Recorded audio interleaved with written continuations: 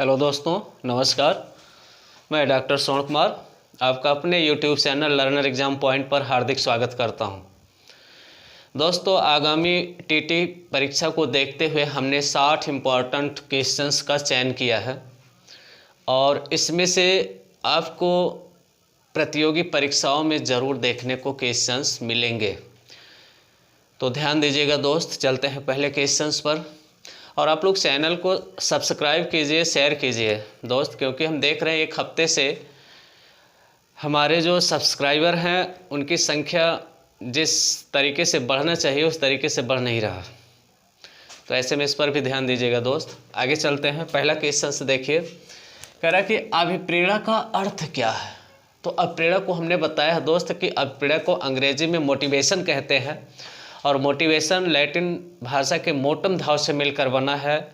और मोटम का अर्थ क्या है? मूव, मोटर और मोशन, अर्थात जो हमें आंतरिक रूप से अभिप्रेरित करे उसी को क्या कहते हैं? मोटिवेशन कहते हैं दोस्त। अभिप्रेरणा शब्द का जनक कौन है? तो अब्राहम मैस्लो है दोस्त। कौन है? Abraham Maslow. और वही अब्राहम मैस्लो जो है मानवतावाद का भी जनक माना गया है और वही अब्राहम मैस्लो जो है अभिप्रेरणा की आवश्यकता का सिद्धांत दिया है, आवश्यकता का पदानुक्रमित सिद्धांत दिया है, जिसमें 5 आवश्यकताओं को उसने बताया है। अगला प्रश्न देखिएगा, अभिप्रेरणा के अंग कौन कौन से हैं? तो अभिप्रेरणा के दोस्त 4 अंग होते हैं। कौन कौन से हैं? आवश्यकता, चालक, उद्दीपक और प्रेरक। तो अभिप्रेरणा के कितने अंग हैं? 4 अंग हैं। आवश्यकता, चालक, उद्दीपक और प्रेरक। अगले क्वेश्चन पर चलते हैं दोस्त। प्यास एक तरह की आवश्यकता है। प्यास कैसी आवश्यकता है दोस्त? जन्मजात है कि अर्जित? तो ये जन्मजात आवश्यकता है। अब्राहम मैस्लो ने 2 प्रकार की आवश्यकताओं को बताया है, प्रेरक को बताया है मुख्य रूप से। तो 2 आवश्यकताओं में आप देखेंगे उनके प्रेरक को क्या बताया है। एक जन्मजात प्रेरक बताया है और एक अर्जित प्रेरक बताया। जन्मजात में भूख है, प्यास है, नींद है, विश्राम है, मलमूत्र विसर्जन को बताया है दोस्त। तो इसलिए वहाँ पर पूछा क्या है? प्यास कैसा अभिप्रेरक है? तो जन्मजात अभिप्रेरक है। अगला देखिएगा, अंतर्नोद उत्पन्न होता है। अंतर्नोद क्या है? जो हमें आंतरिक रूप से किसी भी कार्य को करने के लिए प्रेरित करे उसी को क्या कहते हैं? अंतर्नोद कहते हैं। अर्थात जब हमें आंतरिक रूप से प्रणोदित करता है तब हम अपनी आवश्यकता की पूर्ति के लिए क्या करते हैं दोस्त? चलायमान होते हैं, गतिशील होते हैं और अपने लक्ष्य को प्राप्त करते हैं। तो क्या है दोस्त? आवश्यकता। अंतर्नोद क्या है? हमारी आवश्यकता है। अगला देखिएगा, अभिप्रेरणा कितने प्रकार का होता है? तो अभिप्रेरणा को हमने बताया था दोस्त, अभिप्रेरणा 2 प्रकार की मुख्य रूप से होती है। एक होती है प्राथमिक अभिप्रेरणा और एक होती है द्वितीयक अभिप्रेरणा। उसी प्राथमिक अभिप्रेरणा को क्या कहते हैं दोस्त? आंतरिक अभिप्रेरणा कहते हैं या सकारात्मक अभिप्रेरणा कहते हैं। और बाह्य अभिप्रेरणा को द्वितीयक अभिप्रेरणा कहते हैं दोस्त। ठीक है। तो आंतरिक अभिप्रेरणा और बाह्य अभिप्रेरणा। आंतरिक अभिप्रेरणा में हमें किसी प्रकार के सीखने के लिए जो है पुरस्कार या दंड की आवश्यकता नहीं होती। जी हाँ जी, इसमें हम अपने आप से क्या करते हैं? सीखने के लिए प्रेरित होते हैं। ठीक है। किसी भी कार्य को करने के लिए हमें वाह, शाबाश, वेरी गुड ये सब कहने की ज़रूरत नहीं है। ठीक है। बल्कि वह बालक अपने आप से जब किसी कार्य को करने के लिए प्रेरित हो जाए तो उसे क्या कहते हैं? आंतरिक रूप से वह प्रेरित बालक है। ठीक है। और जब उस बालक को हमें पुरस्कार देना पड़े, प्रशंसा करनी पड़े, निंदा करनी पड़े, उसको जो है गोल्ड देना पड़े, ठीक है, तब वो कार्य को करे, तब समझ लीजिए कि वो क्या है? बाह्य रूप से प्रेरित है। जी हाँ, आंतरिक रूप से किसी प्रकार के हमें पुनर्बलन देने की आवश्यकता नहीं होती। अगला देखिएगा, मनोविज्ञान की प्रयोगात्मक विधि का जनक कौन है? तो मनोविज्ञान की प्रयोगात्मक विधि के जनक कौन है? तो विलियम वुंट है दोस्त। यही विलियम वुंट जो है 1879 में लिपजिंग शहर में प्रथम मनोविज्ञान शाला की स्थापना किया था। इसलिए संरचनावाद का जनक कौन माना जाता है दोस्त? तो संरचनावाद का जनक जो माना जाता है वो विलियम वुंट को माना जाता है। जी हाँ, लिपजिंग शहर में। ठीक है। आगे चले। हाँ, वर्तमान में कार्ल मार्क्स यूनिवर्सिटी उसका नाम रखा गया है दोस्त। अगला कह रहा है कि मनोविज्ञान की प्रथम प्रयोगशाला। देखिएगा, मनोविज्ञान की प्रथम प्रयोगशाला विश्व में पूछेगा तो 1879 पर चले जाइएगा। भारत में पूछेगा तो 1916 में चले जाइएगा, कोलकाता में एन सेन गुप्ता। और उत्तर प्रदेश में पूछेगा तो 1947 पर चले जाइएगा, सोहन लाल। ठीक है।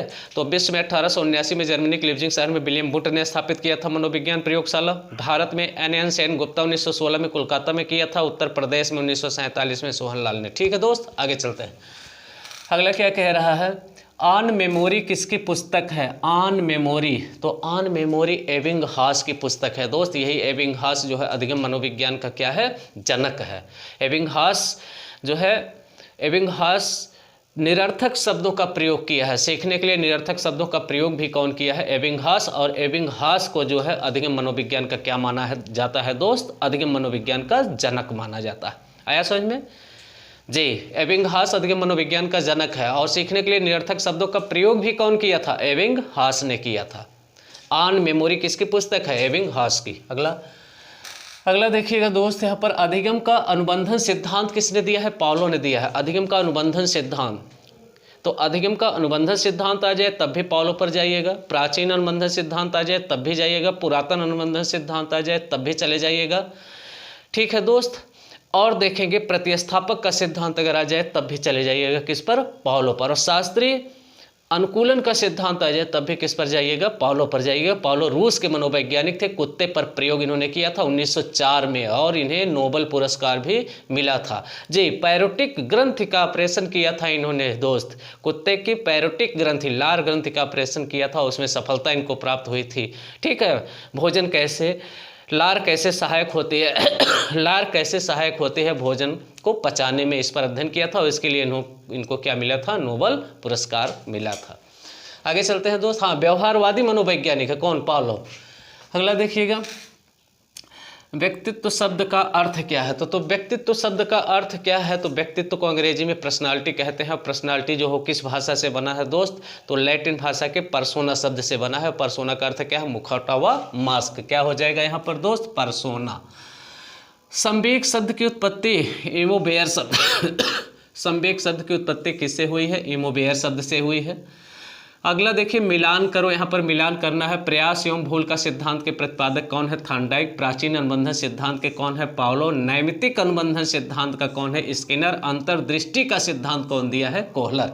फिर से देखिएगा दोस्त, यहाँ पर मिलान करना है आपको। 4 सिद्धांत दिए गए हैं। कह रहा प्रयास एवं भूल का सिद्धांत कौन दिया है? तो थॉर्नडाइक। प्राचीन अनुबंधन का सिद्धांत कौन दिया है? पाउलो। नैमित्तिक अनुबंधन का सिद्धांत कौन दिया है? स्किनर। अंतर्दृष्टि सिद्धांत कौन दिया है? कोहलर। ठीक। थॉर्नडाइक ने बिल्ली पर प्रयोग किया है, पाउलो ने कुत्ते पर प्रयोग किया है, स्किनर ने जो है चूहे और कबूतर पर प्रयोग किया है और कोहलर ने चिंपैंजी पर प्रयोग किया है। और ये सब के सब कैसे मनोवैज्ञानिक है दोस्त?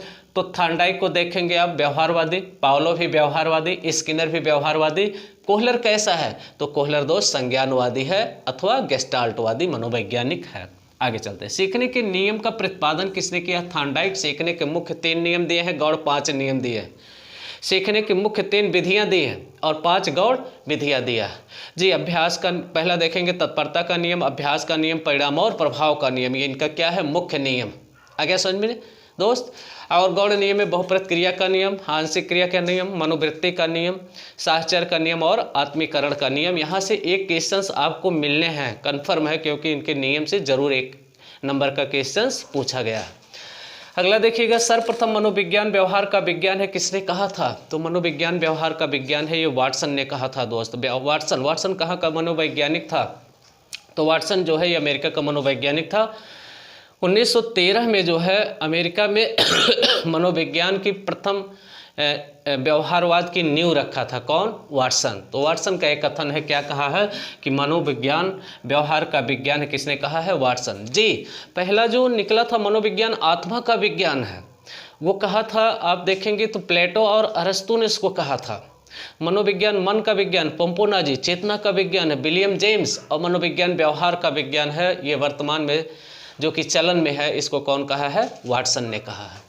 हाँ, 16वीं शताब्दी में जब साइकोलॉजी जो है अलग नहीं हुआ था फिलॉसफी से, दर्शन शास्त्र से, तब आत्मा का विज्ञान था दोस्त। आगे चलते हैं।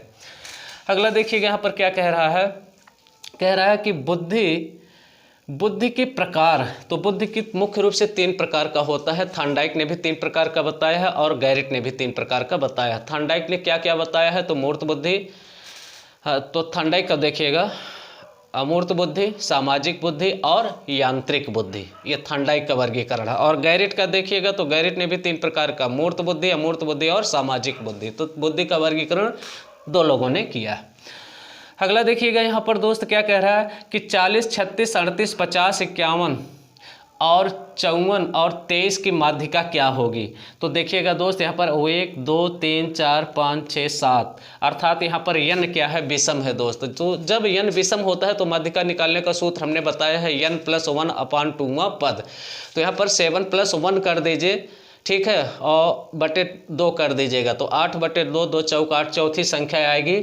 अब इनको हम जब क्रम से रखेंगे संख्या को तो हमारी चौथी संख्या क्या होगी, सबसे छोटी संख्या देखिएगा, फिर पहले क्या है 23 को रखिएगा, ठीक है। 23 के बाद फिर चलिएगा यहाँ पर सबसे छोटी संख्या हो जाएगी आपकी 36 हो जाएगी, 36 के बाद 38 हो जाएगी और चौथी संख्या आपकी क्या हो जाएगी 40। तो क्या हो जाएगी माध्यिका यहाँ पर 40 हो जाएगा। हाँ, माध्यिका निकालने के 2 सूत्र है, एक तो यन जब विषम हो तो यन प्लस 1/2वां पद, यन जब सम हो तो n/2वां पद प्लस n/2 प्लस 1वां पद पूरे का बटे 2। ये 2 सूत्र होते हैं किसको, माध्यिका निकालने के, एक सम का और एक विषम का। आगे चलते हैं। अवधान के आंतरिक पहलू क्या है तो अवधान का आंतरिक पहलू देखिएगा यहाँ पर क्या कह रहा है, रुचि है, ज्ञान है, आदतें हैं, मनोवृत्तियां हैं, वंशानुक्रम। अवधान केंद्रित करने की बाह्य दशाएं क्या है, देखिए आंतरिक दशाएं पूछेगा तो रुचि, ज्ञान, आदतें, मनोवृत्ति, वंशानुक्रम हो जाएगा। और अवधान केंद्रित करने की बाह्य दशाएं अगर पूछेगा तो गति, अवधि, विषमता, नवीनता, आकार। गति अर्थात स्थिर वस्तु की अपेक्षा गतिशील वस्तु पर हमारा ध्यान जल्दी केंद्रित होता है। अवधि माने जिस विषय वस्तु को हम जितनी अधिक लंबे समय तक देखते हैं उस पर हमारा ध्यान जल्दी कंट्रोल होता है। विषमता, समानता में अगर कोई चीज़ विषमता है तो विषमता पर हमारा ध्यान जल्दी आकर्षित होता है। नवीनता, पुरानी वस्तु के बजाय नई वस्तु पर हमारा ध्यान जल्दी आकर्षित होता है। आकार, छोटी वस्तु की अपेक्षा बड़ी वस्तु पर हमारा ध्यान जल्दी केंद्रित होता है। अवधान एक प्रेरणा युक्त प्रक्रिया है, किसने कहा है तो मन ने कहा। किसी दूसरी वस्तु के बजाय चेतना का एक ही वस्तु पर केंद्रित होना क्या कहलाता है दोस्त, इसको देखिएगा। किसी दूसरी वस्तु के बजाय चेतना का एक ही वस्तु पर केंद्रित होना क्या कहलाता है, अवधान या ध्यान कहलाता है। किसने कहा, डम्बिल की परिभाषा है दोस्त। आगे चलिएगा। रुचि के पहलू क्या है, 3 पहलू होते हैं रुचि के, जानना, इच्छा करना और अनुभव करना। रुचि के 3 पहलू, जानना, इच्छा करना और अनुभव करना। आगे चलिएगा।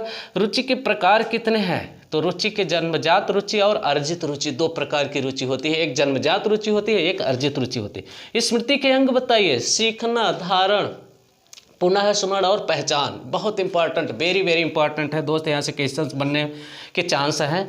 स्मृति के अंग 4 अंग होते हैं, सीखना, धारण, पुनः स्मरण, पहचानना। विस्मृति के प्रकार बताइए, 2 प्रकार की विस्मृति होती है, सक्रिय विस्मृति और निष्क्रिय विस्मृति। सक्रिय विस्मृति क्या है, जब हम किसी भी विषय वस्तु को भूलने के लिए स्वयं तत्पर होकर के उसको भूल लें तो क्या हो जाएगा, सक्रिय विस्मृति। निष्क्रिय क्या है, हमें पता ही ना चले, हमारे चेतन मन से स्वतः ही अलग हो जाए तो निष्क्रिय हो जाएगा। और जिसको भूलने के लिए प्रयास करके भूलना पड़े वो सक्रिय, जिसको प्रयास ना करना पड़े अपने आप भूल जाए, निष्क्रिय। किसी क्रिया को बार बार दोहराने से उसका संबंध दृढ़ हो जाता है। ये थॉर्नडाइक के किस नियम पर आधारित है तो ये अभ्यास के नियम पर आधारित है। आगे चलते हैं। कोहलर का प्रयोग किस पर किया था, कोहलर ने प्रयोग दोस्त तो चिंपैंजी पर किया था। 6 चिंपैंजी थे, सबसे चालाक कौन था, वो सुल्तान था दोस्त। आगे समझ में, सूझ और अंतर्दृष्टि का सिद्धांत, आहा का सिद्धांत। अगला देखिएगा, थॉर्नडाइक का प्रयत्न भूल के सिद्धांत में बल नहीं दिया है समझ पर। अच्छी स्मृति की विशेषता क्या है, शीघ्र स्मरण है दोस्त। बिल्ली के लिए पुरस्कार क्या था, भोजन। अगला देखिए, बुद्धि सीखने की योग्यता है, ये किसने कहा, बंकिंघम की परिभाषा है। बुद्धि समूह कारक का सिद्धांत कौन दिया है, थ्रस्टन ने दिया है। सर्वप्रथम बुद्धि परीक्षण का निर्माण विने साइमन 1905 में किया था, फ्रांस के। और बुद्धि का मॉडल संरचना का सिद्धांत जेपी गिलफोर्ड ने दिया है दोस्त। सामूहिक बुद्धि परीक्षण का विकास doctor Arthur S Otis, army alpha और आर्मी बीटा का। बुद्धि लब्धि निकालने का सूत्र IQ = MA/CA × 100, ये कौन दिया है, टर्मन 1916 में। रेवेन का प्रोग्रेसिव मैट्रिसेस परीक्षण देखिएगा, अशाब्दिक बुद्धि परीक्षण है दोस्त। पास एलांग परीक्षण क्रियात्मक बुद्धि परीक्षण है, अलेक्जेंडर का है। G.W. ऑलपोर्ट की पुस्तक यहाँ पर पूछा गया है तो पर्सनैलिटी ए साइकोलॉजिकल इंटरप्रिटेशन। एकांत प्रिय, संकोची, आदर्शवादी, ये अंतर्मुखी व्यक्तित्व वाले होते हैं। सतही शील गुण और स्रोतशील गुण आरबी कैटल का है। सामान्यशील गुण, विशिष्टशील गुण आलपोर्ट का है। व्यवहारवाद के जनक कौन है? वाटसन है दोस्त। संरचनावाद के जनक कौन है? तो संरचनावाद के विलियम वुंट हैं और टिचनर हैं। गेस्टाल्टवाद के सिगमंड फ्रायड हैं। प्रकार गेस्टाल्टवाद, यहाँ पर ध्यान दीजिएगा दोस्त, गेस्टाल्टवाद के मैक्स बर्दीमर हैं। गेस्टाल्टवाद के कौन है दोस्त? मैक्स बर्दीमर हैं। ठीक, गेस्टाल्टवाद के मैक्स बर्दीमर हैं। गेस्टाल्टवाद के मैक्स बर्दीमर। मनोविश्लेषणवाद के कौन है? सिगमंड फ्रायड है। प्रकारवाद के कौन है? विलियम जेम्स है। आदर्शवाद के प्लेटो हैं। प्रकृतिवाद के रूसो हैं। प्रयोजनवाद के जॉन डेवी है। अस्तित्ववाद के किरकेगार्ड है। यथार्थवाद के हेनरिक इबिसन। उद्देश्यवाद के विलियम मैकडूगल। हार्मिकवाद का विलियम मैकडूगल। मनोविज्ञान का सबसे पुराना संप्रदाय संरचना